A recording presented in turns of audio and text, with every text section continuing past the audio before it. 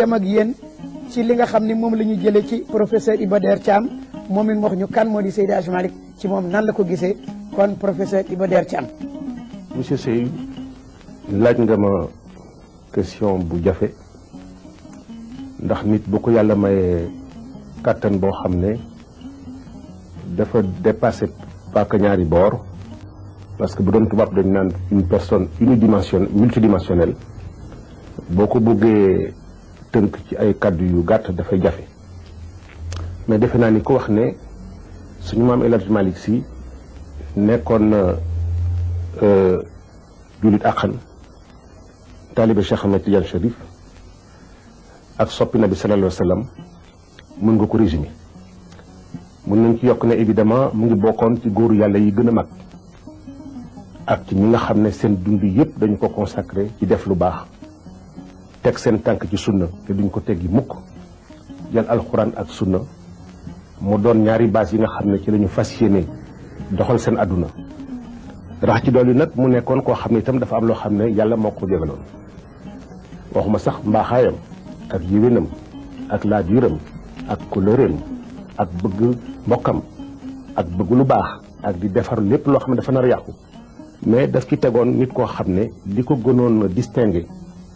dafa nekkoon ku am xam-xam bu yaatoo kaar am na benn tubaab bu nekkoon fii boo xam ne temps yooyu xam nga tubaab yi dañ daan jàng arab ba mokkal ko génn ci école arabe yi gën a mag nga xam ne nit dina nekk arab sax nàmp ko ndeyam ak baayam di ko làkk ñu ëpp ko ci xam-xam dañ daan jàng itam l'islam parce que pour xeex l'islam dañ ne woon foog ñu xam ko bu baax ci biir ak ci biti am na ci ki fi nekkoon fi nga xam ne moo doon bureau bi nga xam ne moo doon toppatoo yu mel noonu tuddoon destin mosoon na dem Tiwaawoon seeti suñu maam El Hadji Malick Sy ba mu ñëwee dugg ca bibliothèque am dal di ko xayma visité ko xool téere yi ubbi leen xool ndax jàng nañ leen ak leneen ba mu fa génnee def na benn rapport boo xam ne def ne la mu fa gis ci téere ak ci xam-xam moom de yàgg na dem ci réewi arab yi yàgg na gis ay ulema ci réew yi nga xam ne ñooy réew Moyen-Orient mais la mu fa gis ci téere ak ci xam-xam dem na ci biir kër ulema yu bari dugg ci seen biir bibliothèque wante mun na waat ci yàlla ne li nga xam ne moom la fa gis doon na loo xam ne ulema yooyu mu demoon seeti bu nekkoon ni ñoom dañu gis tey li nga xam ne moom la suñu maam El Hadji Malick Sy amoon ci ay téere ak ci wàllu njumtukaay xam-xam daañu ko ñee ndax ñoom ci seen bopp amuñu woon lu ñu bari te xam nga ci ay diggante borom xam-xam ku la ëpp njumtukaay moo la ëpp xam-xam bu nekk ni yéen a yem courage ba ngeen am ci njàng ak ci jéem a fagaru pour la nga war a xam nga xam ko. rax ci dool yi mu nekkoon également par conséquent non seulement homme de science ak homme de culture un érudit hors pair mais itam dafa am loo xam ne nekkoon na ko di sociologue maanaam koo xam ne dafay gëstu société bi pour xam ko boo demee ci Kifaaya ak yeneen kër yi ñu bind daa gis bu baax a baax ne sociologie tey ci Sénégal li waroon mooy bala ñoo commencé di ko jàngale ci université yi ñu jël ñooyu téere jàng ko parce que doon étudier nit ñi di étudier seen i caractère seen i aada seen i doxalin li ñuy tuddee ay dëmm li ñuy tuddee dégg nga sëriñu tariyaax yi nga xam ne dafay am nu ñu daan naxee nit ñi lu ci nekk daf ci xalaat dégg nga te bala mu cee mën a xalaat dafa fa defoon effort étudier société am ba xam ko bu baax a baax xam nit bi nga xam ne mooy nitu Sénégal naka la ko yàlla bindee ak boobu nit lan mooy li nga xam ne mooy faiblesse am ak mooy force am yan valeur la gëm ba nga xam ne bu jëlee décision nag pour jéem a élaborer benn stratégie pour dem ci moom pour jéem ko jàngal ak jéem ko teg yoon woo xam ne ëllëg dina ko mën a permettre mu am adduna am alaxira mu xam naka la koy doxalin woo xam ne mooy doxalin ba gën a rafet te loolu wane na ko bi nga xamee ne nekk na njarnde wane na ne loolu itam économiste la woon moom parce que moo njëkk a initié recherche boo xam ne daf koy axé ci njàng boole ko ak daara yi njarnde expérience ba mu fa defoon présenté na originalité boo xam ne ba tey sax xëy na lañ ci waroon xamuñu ko ci ndax études yi lañ ci waroon def defuñu ko ci mais buñ taxawoon dégg nga jël études yi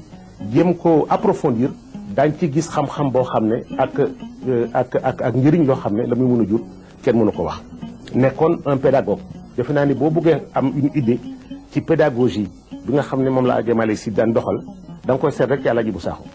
Alaaji Bu Saaxo bu jëlaan benn thème daan ko farañ-fànce na ma ko daan présenté ak na ma koy décrire ak na kàddu koy waxee ak ni ci loxo yi ni muy utiliser loxo yi ak na nga xam ne moom la koy présenté pour que mu mën a dugg nit ñi ku nekk mën ko comprendre ak image yi muy jël ak référence yi muy jël ak comparaison yi muy établir noonu ñoom mag ñu doon jàngale. il faut pas oublier le fait que moom li ko indi Tiwaawoon moo doon ñëw na fa parce que ay nit ñoo fa nekkoon di ay commerçant soxla woon ku leen farañ-fàcceel alxuraan ñu dégg ay jalooreem ci mbir moomu ñu invité ko pour mu ñëw farañ-fàcce leen alxuraan bi mu ñëw ba mu jëlee alxuraan farañ-fàcce ko mu ñoom ñu am ci mbetteel boo xam ne daf leen jaaxal parce que yàgg nañu dégg ku leen firil alxuraan wante firi bu ñu xóotee ak bu ñu gën a bu ñu gën a jëmoo mosuñu ko gis ñoom ñoo ko ne léegi daal ñun bugg nañ yow li ñu gënoon mooy nga bañ ñu soreeti na nga ñëw fii nga nekk ak ñun boo nekkee ak ñun en ce moment là nga di ñu defal lii régulièrement ñu ñuy continuer donc di jéem a fexe ci wàllu yoonu yàlla ñu yokk suñu xam-xam ak leneen looloo tax mu ñëw nekkoon na itam nit koo xam ne ngoram ak nangu ak bëgg lekk lu lew ak ragal teg doomu aadama benn coono yeggoon na ci moom ba nga xam ne même ñooñu bi nga xamee ne ñëw nañu ut terrain jox ko ne ko na fa installé dafa jël décision ne foog mu fay leen ko parce que moom du àddu ak cëleem ñaxam lay dundee du dundee leneen du ñaxam te loolu doon loo xam ne lu fort a fort a fort la ci yoon yi nga xam ne ci la jaar waaw mu nekkoon également nit koo xam ne nekkoon na un moraliste boo demee ci ay téere yi mu bàyyi di nga ci gis li muy adopté ci ay thèmes moraux ay thèmes yoo xamante ne moraux la di jël nit ñi di defar seen jikko di leen won yoon wu baax di leen tere lu bon di leen soññ ci li nga xam ne mooy li jullit war a mel di leen dàqal li nga xam ne mooy loo xam ne bu ñu ko defee ëllëg war a doon mën a bokkaale ak yeneen yooyu yëpp doonoon na ay préoccupation évidemment que mu doon poète ñëpp xam nañ ko ndax li mu bind ci ay téere ak ay poème ak ay vers yoo xam ne mu ngi ko def à la gloire du prophète Mohammed sallallahu alayhi wa sallam di ko def à la gloire du Cheikh Ahmed Tidiane Chérif doon na loo xam ne évidemment moom amul benn werante ci côté boobu jurisconsulte la itam parce que question droit yi mu abordé ak na ma ko abordé ak na ma ko xóotalee ak na ma ko approfondiré ak xam-xam ba mu ca wone démontré na amoon na ci benn maîtrise boo xam ne kenn mënu ko sax wax ba nga xam ne jëloon tey ay téeréem di ko étudier aussi sur le plan du droit islamique am na njëriñ loo xam ne évidemment kenn mënu ko xayma yooyu tey jii bu nekkoon ni Sénégal dafa mel na mu waroon mel te at yi passé avant que alternance bi am kon defe naa ni yooyu dañ ko waroon jël di ko dugal ci biir université yi nit ñi di ko jàng parce que ku mel ni moom ku mel ni Maam Borom Touba ku mel ni suñu kilifa yu baax yi nekk Ndiassane ñoom ñi nga xam ne ñi nga nekkoon di nga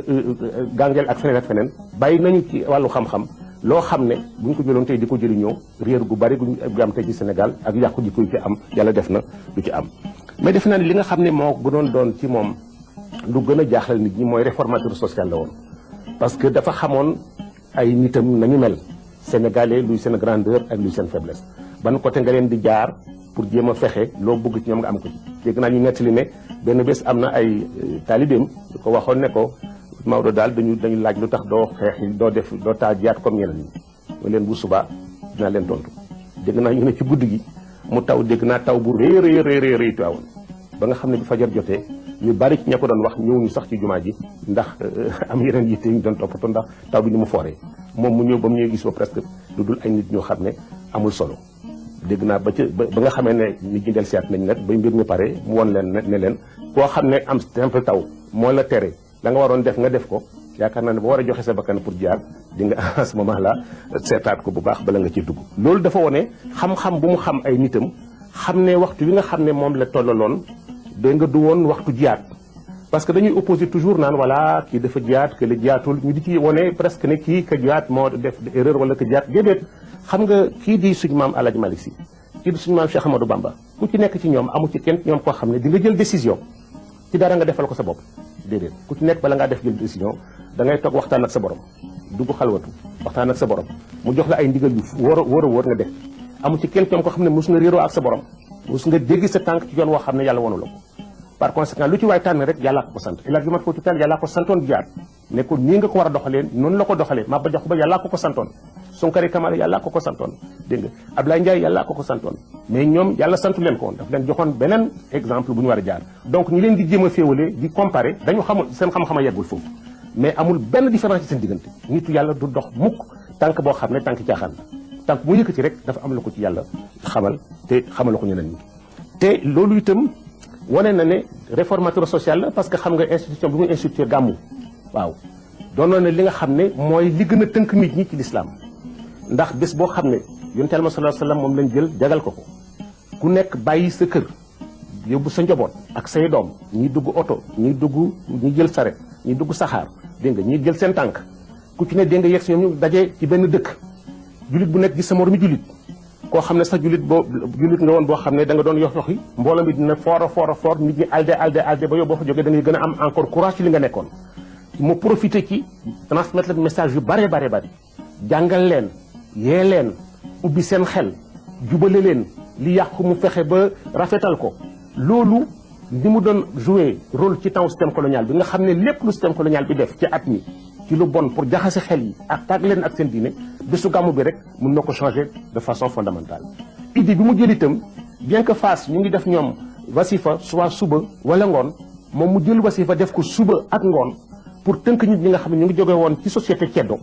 boo ñëwee suba nga sikar ba sa dënn yëkkatu jog nga jógee fa dem sa kër liggéeyi dootoo am temps wu def loo xam ne lu fi caaxaan la boo ñëwee guddi defaat ko boo fa jógee toog di sikar ba gee jot nga dal di julli boo fa jógee da ngay sonn boo demee sa kër caaxaan amatul place ci yow du dul demaat tëdd di jaamu yàlla ba bër set loolu dafa doonoon pédagogie boo xam ne pédagogie bu mag a mag la parce que dafa xamoon ay nitam ak yoon bi mu war a jaar pour tàqalee nag tubaab bi te def ko fànn woo xam ne ñi mu nekkal duñ ci xam dara stratégie politique am demoon na ba Serigne Habib Sy yal na yàlla seddal ay xam moo sama net ne ma son papa boo xamante Tabaski jot na daf daan rey xar mi nga xam ne mooy xaru Tabaski ba pare nag mu jënd meneen xar moo xam ne du xaru Tabaski bu reyee meneen xar ma jël benn tànk ma nga xam ne du xaru Tabaski jël ci benn tànk yónnee ko commandant bu Tivaouane kooku kontaan bi ni cay rapport am naan Alaaji Malick Sy kay moom ak njabootam ni ñu mu bëggee ak ni ñu jàppalee et cetera di wax fekk na xamul ne kële moom politique la ci duggee woon pour que kële xelam mun a dalin woo xam ne moom dina ko may yaatuwaay boo xam ne la mu bëgg yëpp ci doxal ko ci wàllu diineem dina ko mën a doxal ak ci wàllu ay taalibeem te dara du yëngatu noonu la leen daan naxee pour fexe ba en définitive la mu bëgg mu am ko ci mais boo xamee ne rek ñëw nañ ba nga xam ne léegi indi nañ ay problèmes yoo xam ne léegi moom ou da ngay jël décision bu net jàkkaarloog ñoom wala nga bàyyi leen ñu def leen neex rek mu dal taxaw jàkkaarloog ñoom waaw bu ci nangu benn espèce de concession ci forme wu nekkoon ne évidemment un guide religieux boo xam ne ni mu vertueux ni mu jubee ni mu intégré ni mu honnêté ni mu courageux ni nga xam ne moom la ko yàlla mayoon ci xel ci xam-xam ci habileté ci fermeté ci détermination doon na ay qualités yoo xam ne yu ko ci yàlla daf ko ci joxoon yi gën a mag dégg nga te itam mu di ko sàmm ci sàmmin bu gën a rafet évidemment kenn du ko tudd donné héritier la à la fois de Cheikh Ahmed Tidiane Chérif héritier la à la fois de Cheikh Mohamed El Hafez héritier la à la fois de El Hadji Omar Foutiyou Tall ba nga xam ne moo incarné woon l'autorité spirituelle de la Tidjaniya dans notre pays. jërëjëf professeur Iba Der Thiam ci li nga wax lii li ñu yokk ci loolu wax nga ci destin ci 1908 ci la bind ci loolu nga wax léegi ci téere yooyu ci la destin wax ci livre boo xam ni Paul Marty moo ko bind tudde ko étude sur l'islam au Sénégal wala regroupement des Tidjanes wala regroupement de El Hadji Malick Sy boo liiree livre boobu ci page 180 daa ca fekk destin mi ngi wax di junj loolu nga wax léegi ndax mi ngi wax ci Seydi Hadji Malick naan lettre fort remarquable particulièrement versé dans toutes les sciences juridiques et littéraires El Hadji Malick Sy paraît être le marabout le plus instruit du Sénégal loolu destin wax na ko destin it wax na ni moom ci boppam ci voyage boobu nga wax moo seet livre yooyu proposé gouverneur Cor Henri ni ñaar fukki téere ak juróom-benn yoo xam ne yéemoon nañ ko ci xam-xam mu proposé ko Cor Henri ni nañ ko imprimer ca édition Bel Hassan et Frères ca Tunisie ngir mu nekk benn volume bu mag a mag a mag boo xam ne nit ñi dañ koy jëriñoo loolu sax Seydi Hadji Malick ci boppam biñ ko defaree ba pare moom mosul woon yaakaar ni sax dana ko gis waaye gannaaw gi gis na téere booba diwaan ba ñu def ko ñaar fukki téere ak juróom-benn moom la ñu jox diwaan moom ci boppam dajale na ko ba liir ko ba yàlla dogal mu commandé ca junne téere ngir moom ak i taalibeem kon loolu nga wax ni destin kooku nga dëgg ci biir loolu itam nga xam ni tubaab yi seede nañ ko ba tey Paul Marty ci 1914 ba tey indi na moom it beneen seede ci université populaire Tivaouane boobu nga xam ni moo di kàggu yooyu lan la Paul Marty wax dafa wax ni la caractéristique de la Zawiya de Tivaouane c'est qu'elle constitue une véritable université populaire Elle a formé une quantité considérable de maîtres d'école coraniques qui se sont répandus à travers le Bas-Sénégal, ont formé à leur tour une nouvelle pléiade de maîtres et ont ainsi contribué à répandre largement les rudiments de l'enseignement musulman. Mouni, l'enseignement d'Alhaji Malick était d'abord ambulant, puis fixe à Tivaouane, cœur du Kayor, a été un des gros facteurs de la diffusion de la science islamique et partant un agent de plus intense islamisation au Sénégal pendant le dernier quart du siècle. Loolu it ma ngi ko wax ci livre boobu mu tuddee étude sur l'islam au Sénégal page 186 187 ci biir loolu ci la waxee ni Seydi Hadji Malick ma ngi daan yemale sëy yi ci ñeenti soxna ma ngi daan xiir taalibe yi ci ñuy julli di weeru koor di dem Màkka ci ñi ko mën di liggéey ak di joxe asaka waxit ni mësul troubler sécurité publique mësu ko troubler te def daan ñaan à chaque fois autorisation pour defar gàmmoom. Alors donc loolu moom seede na ko ba tey Paul Marty waxaat na moom itam ci influence su Seydi Hadji Malick toujours ci tubaab yooyu nga xam ni ñoo daan dem di gëstu ji te jàngoon di gëstu wax na foofu itam ni ci ma ngi ko wax ci livre boobu ba tey ci page 188 ci 1914 1915 ci la ko wax mu ni l'influence exercée par Alhaji Malick Sy s'étend à toute la colonie. Ce marabout paraît à être à l'heure actuelle le cheikh religieux le plus important et le plus considéré de la colonie, comme il en est le plus lettré et le plus sympathique. Mu ni beaucoup de points litigieux en matière religieuse, morale ou culte lui sont soumis. C'est lui qui, notamment, s'il y a doute, fixe le jour de l'ouverture ou de la rupture du jeûne du Ramadan. Alors loolu itam seede na ko moom itam ba tey ki nga xam ni moo di Kesmo moom it ci 1915 seede na it loolu moom itam wane ni la haute culture de Alhaji Malick Sy, la renommée de ses enseignements, sa vie simple et son désintéressement expliquent l'influence exercée par ce marabout de 1902 à 1902 et la vénération dont il fut l'objet de la part de tous les musulmans du Sénégal. Mu ni cet orphelin de père fait partie des saints qui vivaient pour servir la religion musulmane et non se servir de cette religion. Donc loolu itam seede nañ ko ci gàmmu yi nga wax itam ñu fàttali ne Seydi Hadji Malick ci gàmmu yooyu moo jëkk organisé gàmmu ci 1891 mu ngi ko defee gàmmu ci la booba ñëwagul ci réew mi ànd ci ak Mor Binta Sy Mbër Sy ak Abdou Boli Fall magam bu mu bokkal benn ndey 1892 93 94 ma ngi ko defee Ndar ànd ci ak Seydi Hadji Rawane Ngom nga xam ne booba dañ daan séddoo alxuraan ji kii jël xaaj kaw kii jël xaaj suuf su ko defee li ci des ci guddi gi ñu mottalee ko ay salaatu ala nabi 1895 ma ngi ko defee Njaarnde ànd ci ak Mama Dior Jibril Guèye Jibril Toob Rawane Ngom ak Mëgey Njare Abdoulaye Guèye Malick Sarr Youssoufa Diop Abdou Fati Mor Khoudia Sy Mor Binta Sy ñooñu la ci àndaloon 1900